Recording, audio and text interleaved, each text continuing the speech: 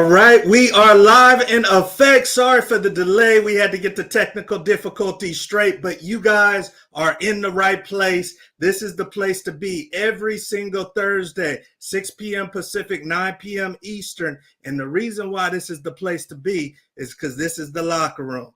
And we hold no punches in the locker room. We tell the truth and we give you guys the business behind the business and what you got to learn. So we got an amazing show for all of you aspiring football players, you coaches, you parents out there. We bring in the best in the industry. I always got my host with the most with me, my co-host, Quincy Rowe. What's going on, Q the Guru? Man, I can't call it, man. We got a Longhorn up in here, man. So hopefully this show is gonna be hot. We're gonna see what it do. There you go. There you go. So, hey, Q already laid out the red carpet. You guys see who we have. We got a gentleman in the middle of the screen, you guys, that was a phenomenal football player. He was an All-American coming out of high school in Denver. He went off to play at the University of I wish he was at Colorado. He went off to play at the University of Texas, where he ripped things up, ended up becoming a national champion. And then, you guys, 8-year NFL career holding it down at the next level. And he's here to tell you the truth and give you some advice tonight. And that's none other than Mr. Bo Scaife. How's it going, Big Bo? Hey, man. Hey, fellas. How y'all doing, man? Appreciate y'all having me on.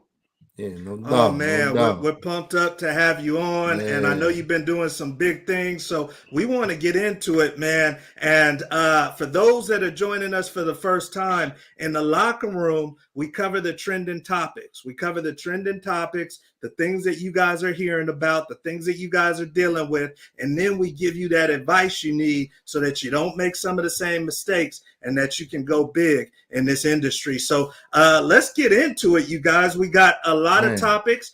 As you see on the bottom ticker, these are things that the industry never holds back and giving us content. And this week is no different. So let's start off with the first topic, you guys. And this one is about older coaches. So Bo has played for a college coaching legend, probably somebody that will eventually go down in the College Football Hall of Fame, and that is none other than Mack Brown. Now, all of us are done and retired and have been done for a while, but Coach Mack is still doing his thing with these youngsters. And I wanted to throw it out to you, Bo, because this is your old coach. This is somebody that recruited you. Do you think if you were coming out of Colorado today, you would have been willing to play for a coach that's up in age, or was that not going to be an issue for you?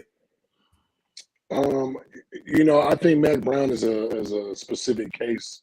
Not all older coaches have made their transition or evolved their coaching style, I think, like Mack Brown has. I think one thing that he learned in Texas with all our guys was, as a coach, you got to start, catering to your guys and know your players and know their personalities and even evolve yourself. So, we come from a traditional sport that was, had its traditions, and it was just great to be able to see Mack Brown change with the times, really find a way to relate to his players, especially his young black players. You see videos of him dancing in the locker room and that type of stuff. He's doing the things that he knows his players are going to respond to.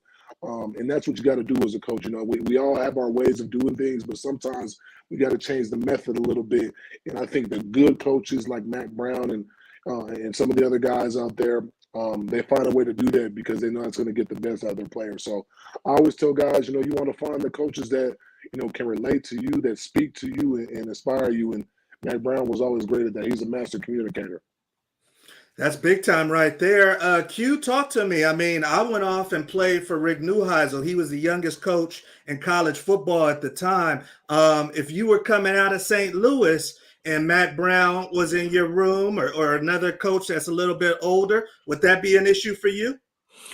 No, it wouldn't be an issue, man. I mean, Mack Brown, like Bo was saying, man, he evolved with the times and was able to evolve, with the players as well, as did Bobby Bowden. Legendary coaches are able to do that. The Lou Holtzes, the Joe Paternos, man, like you don't see those coaches, man, come along, but, once in a lifetime, really, so an opportunity to play for the guys like that. for sure, man. You definitely gonna ride with 100%. There you go. And it looks like in all indications, people like him at North Carolina. He's doing his thing. He's He still just signed an healthy. extension. Oh, wow. Yeah, Okay. So, yeah, Mac making the yeah, money. And, I'm telling you. I Yeah. believe he's 71. So if you can do it till the wheels fall off. If you're having Yeah, success, if they're yeah, signing you to an extension, that's a good deal right there. So, And the key is also for him to get those good assistant coaches too, that mm, can help him spread his message and his word. So, yeah, the yeah, good coaches always put good coaches around them. yeah. definitely. No, Facts, that's a good point facts. right there. They're smart, put good That's what people Coach around Snyder him. did. That's what Coach Snyder did as well. K-State, he was getting up there. So Coach Snyder hair was white when we we were there, but he had a Good point. great, So it was. yeah, he had, the Stoops, Coach Mangino. He had that type of Mhm. staff around him at K-State, and yeah, that's 100% true. Good point right there. And we got the great Armando with us, running back in college. Says, "What's up, Coach? I see you, playmaker." And then, of course, Coach Foss always joining us. He says he's in the house and it's time to get down. So let's go on to our next topic, you guys. And we're going from maybe one coach that's having a good season to another coach that got some issues, some things going on. And we're talking about Michigan State. I mean, you had to be under a rock if you love the football industry and you didn't hear what went down at Michigan State last week when they were playing Michigan. Huge fight in the tunnel after the game. A bunch of Michigan State players jumping on a couple of Michigan players, and Jim Harbaugh is saying that this was an assault and there needs to be charges pressed. So I'll talk to you guys about this. And Q, I'll start off with you. When you look at this type of incident, what was your first thoughts when you saw this happen? I mean, it was inexcusable, man. It was total lack of discipline. And unfortunately, that reflects the rest of the players that weren't involved, and it also reflects the coaching staff as well. So the program, a prominent program is gonna get a huge black eye for the actions, of the few. And that's I mean, it's that college football, don't get me wrong, it's always, that's part of the great part about college football is the rivalries. Bo, when it's the Red River shootout, what time it is. We lining up against Missouri, K-State, that's all right. You know what it is. So it's fine, but it's a line drawn. It has to be some type of cap on that beef. You know what I mean? It's a competition, it's the rivalry, but it's still within the parameters of the game. Okay. No, that's 100%. And we all been in some heated rivalries. I mean, Yeah, he for just sure. mentioned the Red River shootout. Bo, what was your first thoughts when you saw what happened in Michigan? I think there's a few different layers to this. Seeing a few of the different angles of the video. You saw the Michigan dude kind of flow past everyone by himself, going into that crowd with the Michigan State players. So I'm not surprised that type of stuff happened. Like I said, it speaks to the whole discipline of that team and the program. There should have been some other decision makers there just to be able to break that stuff up and not even allow it to get to that point. Obviously, coaching a team and coaching all these young guys is a tough responsibility. But I think one thing that I love about Matt Brown and our staff is we always talked about putting the team first and not doing things that would jeopardize the team and stuff like that, or make the team look bad, make the university look bad. So, like you said, that's a huge black eye to them and to the coaching staff.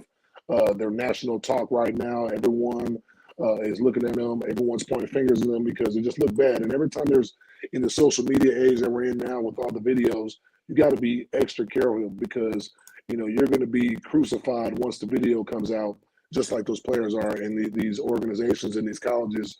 They're left with no choice but to, do whatever consequences they need and to see fit because they got to protect the integrity of the institution. And, no one player is ever going to be bigger than these colleges and these universities. Yeah, for sure. That's a great point right there. And it's something for all you young players to keep in mind. Things get heated and you guys might want to throw a punch or you guys might want to get involved, but you got to think of the bigger picture. You're not bigger than the school and you're not bigger than the logo. So if they catch you, you're gone. And everything, just like Bo said, is on. You have to think once you step out the door that you're being recorded. So keep that in mind. Q, do you think we see these 4 players suit up for Michigan State again? I don't see it. I don't see it. I mean, maybe you have an opportunity in the portal. We'll have to see how the head coach and the rest of the staff handles it. But to me, this is such a black eye on the program at the moment. I think it's going to really come down and go over the head of the head coach, and that's going to be the call of the AD. And I think these guys are going to be out of here. Wow. The one thing that I hate about that is these are young men, and they're gonna make mistakes. And one thing that I'm pretty vocal about is we hold these young kids to such a higher standard than a lot of the leaders and the coaches that are involved in leading these institutions. So, whether we're seeing coaches get involved with some kind of domestic incident or some kind of criminal incident or something like that, they'll find a way to slide through the cracks and get a slap on the wrist or get their big buyout. But we can go ruin a 20-year-old, 21-year-old life for making a young mistake and making a bad decision in the snap of a finger that really impacts his life. So I don't really love, how fair things are when it comes to the standard that they hold the decision makers and the true leaders of the teams versus the players.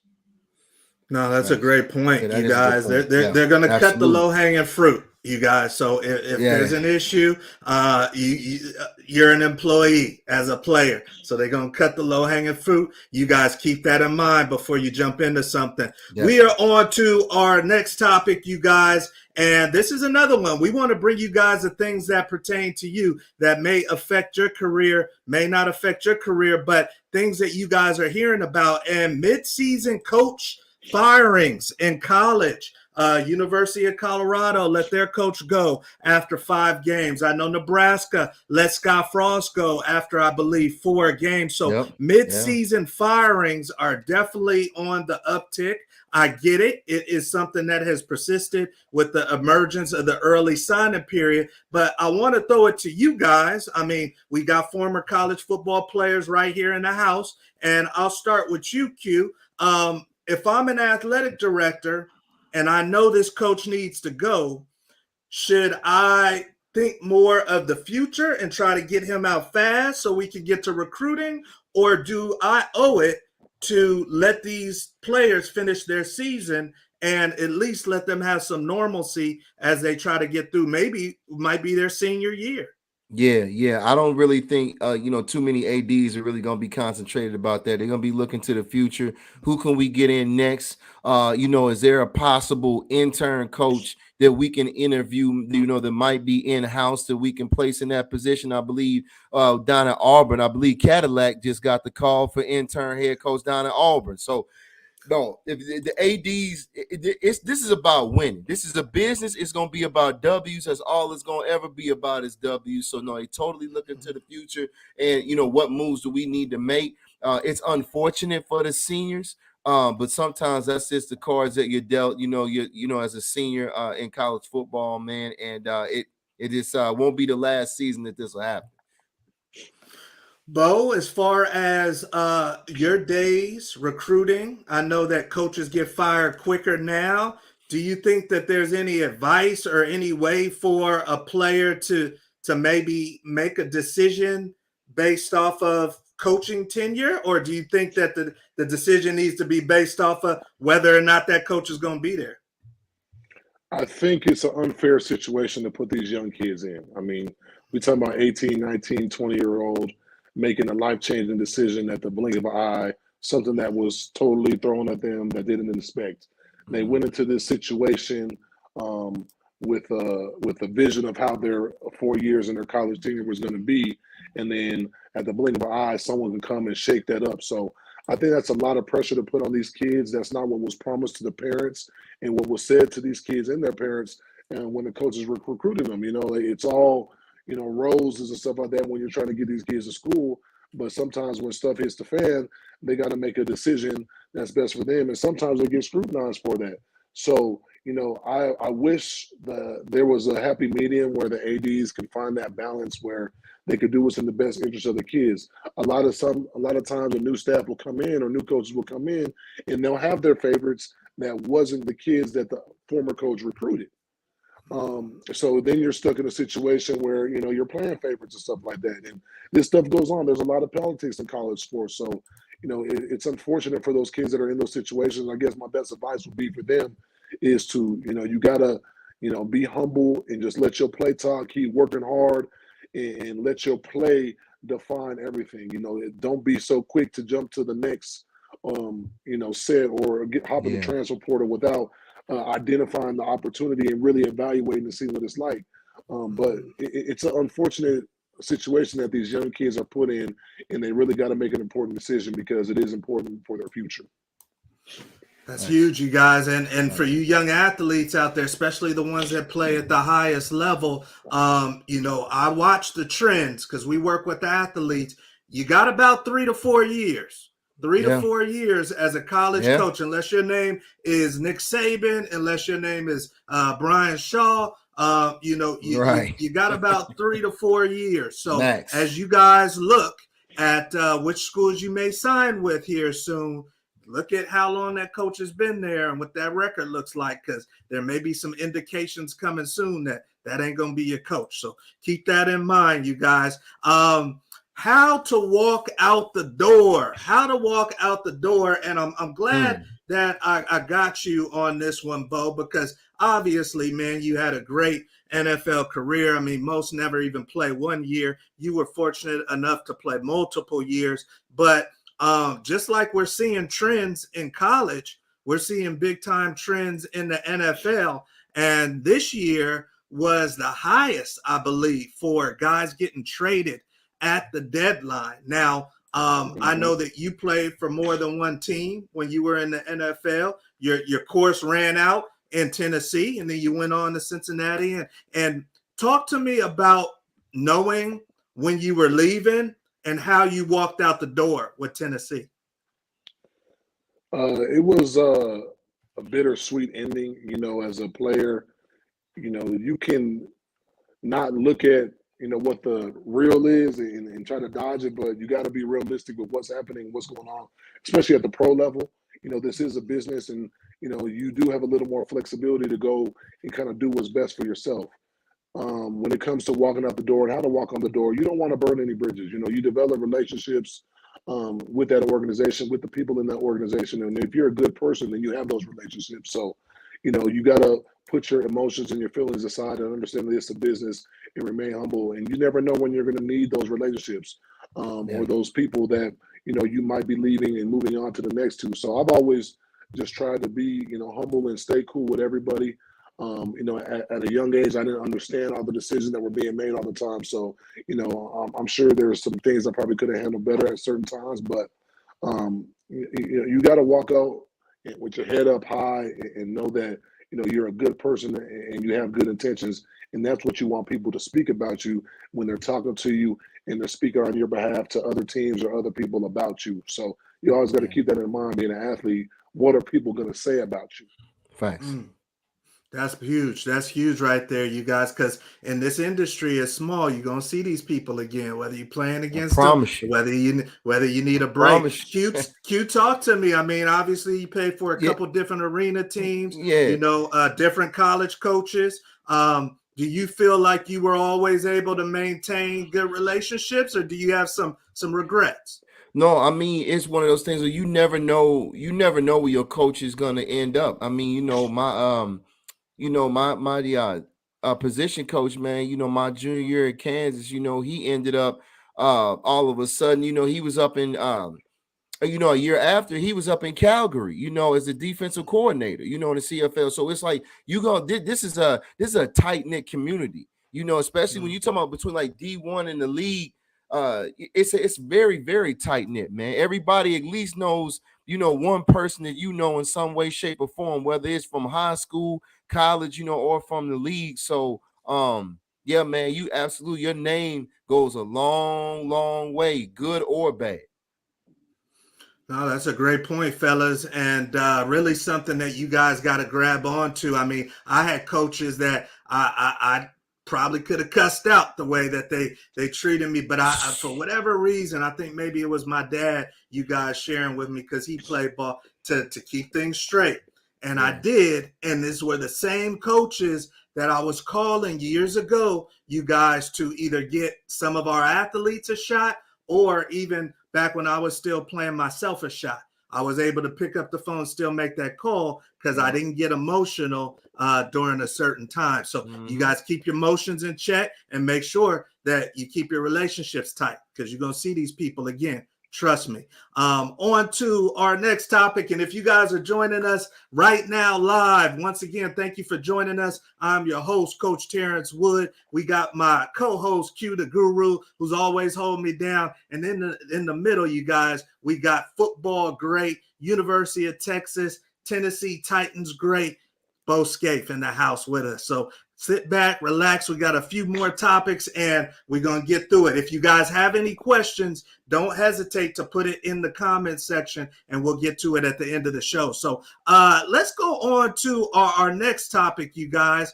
And the next topic is life after football. And we were talking about this offline before we hit the airways. And Bo is someone that has been able to do it better than most. But he even said it hasn't always been easy. And one thing in particular, Bo, that I wanted to ask you, man, was one, when do athletes need to start thinking about life after football? And then two, please share with us how you have vetted, because I know a lot of people have brought deals to you or ideas. I think I even brought an idea to you once. How do you vet the deals or the partners that you do end up doing business with? I think the first thing, the answer to your first question, is really tapping into things that you're passionate about. And it's really hard because, most of us, all we've been passionate about our whole life is football. Like nothing else gave us that feeling and stuff like that. So it was hard for a lot of people to, find something outside of that. That's why a lot of guys just kind of stay and go that coaching route because they're used to that family. That's their comfort zone. For me, it was really about getting out of my comfort zone and exploring and really finding different things that I was passionate about. So it took me a minute. I tried things, and one thing that football taught me was to never really have fear and be able to just step out on faith. And because I knew the effort and the type of preparation and discipline I had was always going to transfer over to whatever else I was going to do next. So all the things and the skills that you learn in football, you're going to be able to take with you to your next destination. It's tough though. I pray these guys just keep their minds clear and stuff like that, and don't let your emotions get soaked in the game, and know that you are more than just an athlete, and there are other things out there, and all you got to do is just take a step out and really find what else you care about and go after it, just like you did playing football. Yeah, and as far as people that you have decided to work with, because I know you got a business now, you partner with people, what made those people the right people? It was great because I look at this just like building an organization. You got to find your GM, you got to find your quarterback and your coaching staff. Those are your executives in business, and you guys got to have that vision. And one thing that Mac Brown taught us, he was really, really great at creating a vision that we all could buy into and that we all were willing to walk this path for. So I do the same thing in business. I created a vision and I found the people who were like-minded like me, which is obviously guys that are like us. It's easy to talk to us. We know that we work hard. We know we're going to bring it every day. We know we're strong mentally. So I like to find other guys like me that have those similar qualities. And that's what I did. So, we're a unique specimen. There's not a lot of people in this world, on this earth, like us. So, this is definitely my tribe, but there's a lot of things also there are to learn from other people. And we got to be humble enough to just open our ears and just listen and then be able to apply it to the things we learn, because we're uniquely battle tested and stronger than most. And it really transfers over to entrepreneurship. Definitely. Q, talk to me. These young men are in college now. When we were in college, we couldn't have deals. They got NIL deals. They've got all kind of different businesses approaching them right now. Talk to me. Let's talk about the quarterback that got hurt at Kansas. They probably got people approaching him with deals right now. What would you say as far as advice when you look at all those deals on the table, when you look at all that money? How do you decipher which one to grab? That's where you need a great, you need a mentor. To be great at anything, to make better decisions in life, you have to have a mentor, whether it's, football, whether it's business, whatever industry you're trying to get into, doctor, lawyer, what have you pick, you have to have some type of mentor or some type of solid individuals around you, to help you make those better decisions, because there's so many opportunities for these young players. It's easy to step into a pothole, man. It's easy. It really is. So it's about trying to really surround yourself with the right people, and that'll help you tenfold, in making better decisions. That's great advice right there. So you guys, some of you guys are gonna have some opportunities to work with people, and hopefully it goes well. Hopefully, you kill it. But the wrong people can also make life miserable for you. And then it starts to bleed into your football and everything else. So, like Bo said, you should start finding those passions while you're playing, but be smart. Be smart, because I know a lot of you guys Hey, are getting T, some things. real quick, T. One thing, all the bad deals that I've ever been in, I didn't ask the right questions. I didn't ask questions. I was scared to ask questions. And a lot of time when you ask questions, you're gonna get an answer that's either gonna, turn you on or turn you off. And when it comes to your money and your opportunity and your name and your likeliness, you can't be afraid to ask people questions about how these things might affect you. So, even though you're young and you're in these situations, you got to be confident enough and just be able to ask questions. And you want people to give you the answers that you're looking for.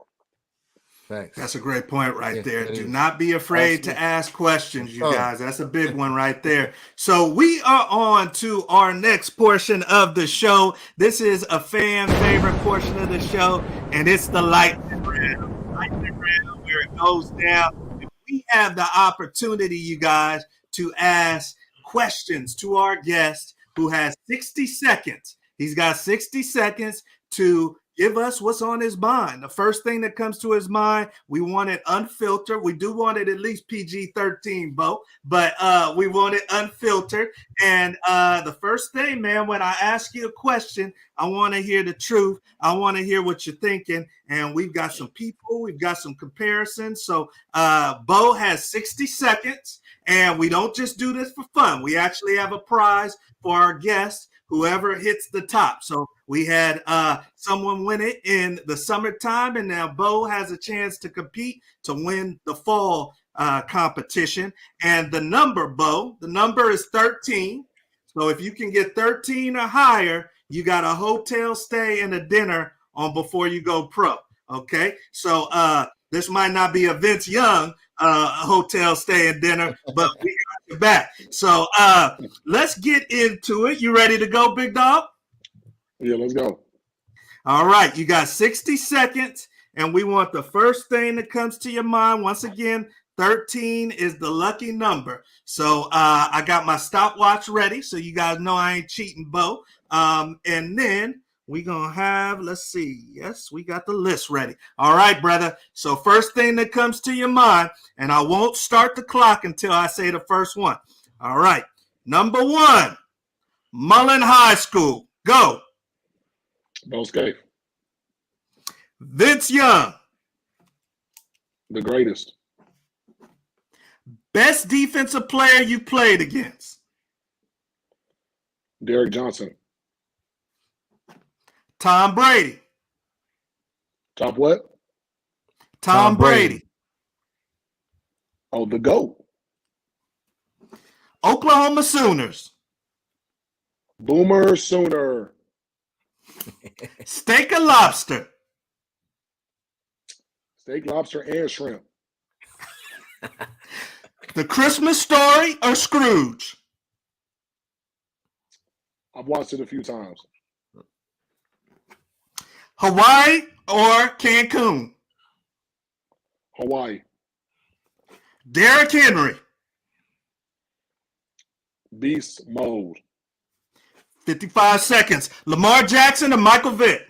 The greatest running quarterbacks ever to lace up. Time. All right, let's see what we got. And we'll give him one extra, you guys, for any technical delay. If he can't Let's hear me see for what a we sec, got. Let's we see what we always give got. one extra. So our lucky number is 13. Let's see what we got. And we're gonna revisit a couple of these. We Let's see got what one we for got. Mullen. We got 2 Vince Young, 3 Best, 4, 5 See, he Oklahoma was reading too Sooners, slow. 6. My bad. 6. We got 7 on the Christmas story. We got 8 on Hawaii. We got 9 on Derrick Henry. And we got 10 on the running quarterbacks. And we got 11 for the extra. So Bo got 11. He said, I'm reading too slow. I was holding him back. So we might have to bring Big Bo back on. Because just like I got Mike Bishop after me. Because he said that I didn't give him enough Mike's time. still looking for you. Now I got Bo on me. Your list is growing, T. You got to do something about this, man. This is we got to do something about it. So let me get back to some of these, man. He said Vince Young, the greatest, obviously. Mullen High, that's his high school. All-American, probably best player to come out of there. No, Rome, Hollowell, if you're watching this, don't get mad at me, brother. He said steak, shrimp, and lobster. He ain't playing with the steak, shrimp, and lobster. He said Hawaii over Cancun. And then he said Lamar, when I said Lamar and Mike Vick, he said best running back quarterbacks of all time. But if you had to be in the huddle with one, which one would you be in the huddle with? Man, Lamar is my favorite player right now in the league. Okay. All right. So there you guys go. And thank you for going through that with us, Bo. And we are on to our last segment of the show. This is the audience Q&A. If you're with us and you got a question for the great Bo Scaife, please do not hesitate to put it in the comment section. But Q, I know you got something queued up for Bo. So what you got? I do. So, Big 80, this is a question, man, I got for you. So, can you explain with yourself, and also with these other players as well, younger players, man, how does a great player make adjustments with having to play with other great players? And I'm gonna elaborate on that before you answer. So, folks, just in case you don't know, I'm gonna give you a rundown of Bo's offense at University of Texas. So you got Cedric Benson at running back, you got Bo at tight end. You got B.J. Johnson, the number 1 wide receiver out of high school, on one side. Roy Williams, the legend, on the other side. Sloan Thomas in the slot. He's still top 10 in the nation out of high school. You're giving me nightmares right now. Oh, now. no, I'm not done. And still got Montrell Flowers, who was the Texas State 100-meter champ. That's a lot of horses. And Applewhite and Sims. And then got Major and Chris Sims at quarterback, right? That's a lot. So my point is how did you, like, in regards to, like, you were, you know what I'm saying, a great tight end. How did you was there ever a time where you were like, man, it's not enough balls to go around? How, if it was ever that time, was there any frustration? Like, how do you deal with that when you have other great players and you want the ball, but you got to get used to playing out there with so many other dogs? Without keeping your own ego in check. So that's the question. Yeah, that's the whole key right there. Football is the ultimate team game, and when you're with that group, you talk a lot about sacrifice, and at a young age, you learn that sacrifice. The best thing about being at Texas for me was, and the reason why I went there was because there were so many good players. So I know it was going to bring the best out of me and challenge me, which it did, and it made me a better player. As a competitor, you never want to run from the best. You want to be in the mix with them because that's where you're going to show up. That's where you're going to grow. That's where you're going to evolve into that great player that you guys are talking about. So it was a very competitive atmosphere. We were competing for balls. We were messing with the coaches, being in the air. Every room wanted the ball. If you guys don't think Cedric Benson wanted the ball, y'all crazy. He wanted 80 carries a game. Right. So it was, you had Roy, you had BJ, you had Sloan, and we all can make plays. So that's why these coaches make the big bucks. Yeah. Find a way to get all these guys the ball and to keep everyone happy, to keep everyone humble, and keep everyone focused on that mission. Right. So, it just goes back to that, surrendering that ego and doing what's in the best interest of the team for the ultimate goal. Got you. And that's a great. Did they mention any of those guys when you were being recruited, or did they say, "Hey, you getting all the balls"? They came. BJ, Roy, and them were the class after me. So me and Sims, were Coach Brown's number one recruiting class. Said B and then came the year after Roy. So it was just like a domino effect of us just getting all these good players year after year. So our 99 class is really the one that kind of set it off. And then Texas just started flowing these players in after that because, they saw the uprise. So, I think playing in this generation now, in this league, in this offense now, we would have all got to have 50, 60 catches. Yeah. The way they toss the ball around now, we're a pro-style offense. We're going to hammer you. Then we're going to throw it deep. If we want to spread you out, we're going to spread you out. We could do it all. But this is more of a spread system now, which our offense and our skill players, we would all fit in that really, really well. Yeah, that would have been a pure problem, pure.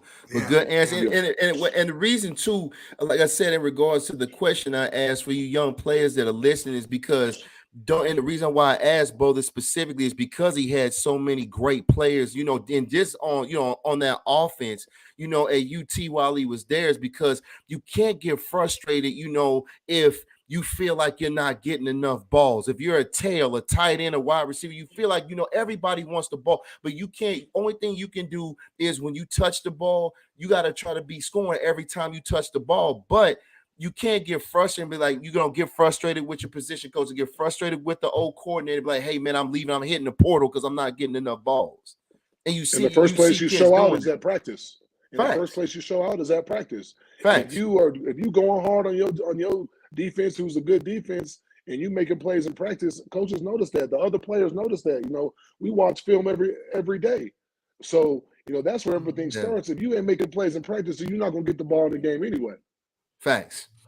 That's facts right there, and that's big time. So you young athletes that are listening, and maybe you can go to Alabama, maybe you can go to Tennessee, but you're wondering how many balls I'm going to get. These pro scouts know.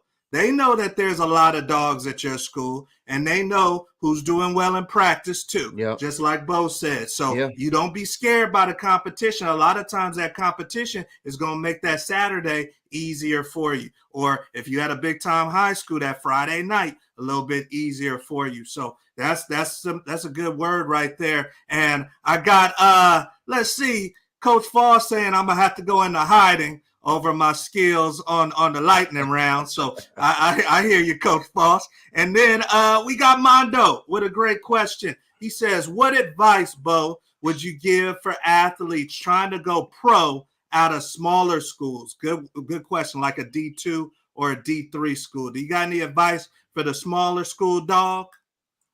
Yeah, I speak to this a lot, and I get this question a lot. You just got to play ball, man. Like the NFL, if you got the skills and the talent to go pro, they're going to find you. But I get so many kids who, want a shot, but they're not even dominating their league, or they're not even dominating their conference, or they're not even dominating the guys in practice. This is a numbers game, and there's only a certain amount of spots that are able to be filled. So if I'm an athlete, I'm thinking to myself, how can I – and what can I do to make sure I'm in one of these spots? And the only way, and the thing that you have to control is what you do on that field and what you do on that classroom. So when they come look at you, when they come ask people about you, you got to leave no doubt. You got to leave no doubt. And when it comes to going to the NFL and going pro, which, everyone has his aspirations and we want it so bad. But the truth of the matter is you got to be really, really good. And I think that all starts with your preparation, with your knowledge of the game, with how you evolve your game during your time at your university, and what you do when the lights come on, because that's all we care about is, all right, you balling in practice, you doing this, Don't send me your practice day. What are you going to do when the lights are on? All the big players and the best players, they show up when the lights are on in the big games. Yeah. And that's where a lot of kids, I think they get it twisted is if you don't have, or you haven't showed up in those big moments, because that's where people can really count on you. That's when you show like, all right, come to me, I got y'all. That's where I feel like, some of the kids probably need to shine and look in the mirror a little more. Like, do you shine in those big moments? And when your number's called, can your teammates count on you? Who do they look to Who do they look to when they need a play to be made on offense or defense? So, those are the things that you can control. And, it's a crapshoot, man. All you can do is focus on your play and, hopefully it works out. If it doesn't, though, it's not the end of the world, man. Yeah, no, that's a great point. But like you Yeah. said, Mondo, if you're coming from a lower level, then you got to be even more of a dog. And one thing that I recommend all you young athletes to do that got these big time dreams, just like the three of us had, you see who got drafted from that level and then that played your position, and then see what their stats were, see what they did, see what their resume was. Look through the NFL rosters, find that D2 running back, then go compare what you're doing the numbers, to what he did. Yeah. Because if you can do something similar to what he did, you might get your shot at that small school. If you're a small school corner, HBCU corner, go look at who got drafted, who got a shot from the HBCUs, and see what they did. So that's fabulous advice right there, Bo. Before I let you go, man, what was the biggest adjustment coming out of Colorado to go to a big school like Texas? Because I know you were tested, and I know a lot of people were like, he came from Colorado. Let's see if he can play. What was the biggest adjustment from high school to college for you? That's great question. It wasn't a huge adjustment, but there was definitely adjustment. I mean, the size and the speed of the players, I don't think we have that, like opposed to the South. The South, they breed them a little different down there. But like I said, that's also what I liked. I like being challenged by those big guys and seeing where I fit in and how I measured up to, because then I knew I belonged there. So if you think you a dog in Colorado, which is what I did, my dad, when I was 16 years old, he sent me to camp at Texas A&M. The only kid from out of state, the only kid from Colorado. Most kids don't even know where Colorado's at. They think it's in the mountains. They think we play in the snow. But I won fastest man. R.C. Slocum gave me a scholarship before I even left, because when you step in between the lines, it don't matter where you're from. Can you play? Can you play? And so I didn't care about being from Colorado. Throw me the ball. Tell me where I need to run. Whoever you need to put in front of me, and then just let me do the rest.